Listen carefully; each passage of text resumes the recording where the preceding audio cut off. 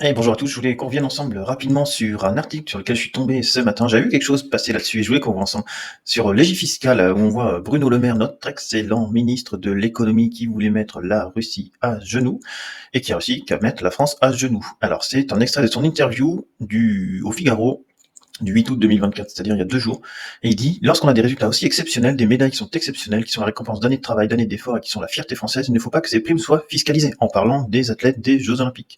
Je proposerai qu'elles soient défiscalisées dans le prochain budget 2025. Donc on va encore faire des cadeaux par-ci, par-là, dans un pays qui est complètement endetté.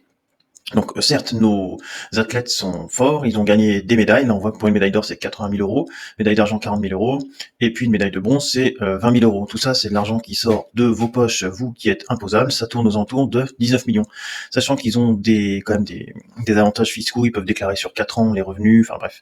C'est très bien, hein, mais maintenant, je voudrais comparer. Moi qui suis petit entrepreneur, on va faire la même chose, le même exercice. Donc, si j'ai reçu 80 000 euros, comme un athlète, hein, j'ai bien bossé, je me suis donné à fond, soir, week-end, même sur mes vacances, ça a pris du temps sur mon temps perso. Voilà, j'ai réussi à rentrer, je sais pas moi, un gros chantier ou faire quelque chose d'assez énorme, et j'ai reçu de ma société 80 000 euros. Voilà, dans ma toute petite société, là, dans une SASU, j'ai reçu 80 000 euros. Alors, il va me rester dans ma poche 38 705 euros. Voilà la réalité des choses, c'est-à-dire qu'on va exonérer des champions olympiques, qui on n'a rien à enlever, hein, mais je trouve ça inadmissible que ces gens-là ne payent pas d'impôts sur leurs primes et que vous et moi, sur toutes vos primes, vous vous fassiez défoncer. Voilà, parce que là, c'est confiscatoire. Donc pour la même prime, on regarde 80 000 euros, rémunération brute, il y a déjà plus que 56 000, 35 220 euros de cotisation. Et il n'y a même pas de cotisation chômage. Salaire net, 44 780 euros. Impôt sur le revenu, 6 075 euros à remettre là-dessus. Voilà, il reste 38 705 euros.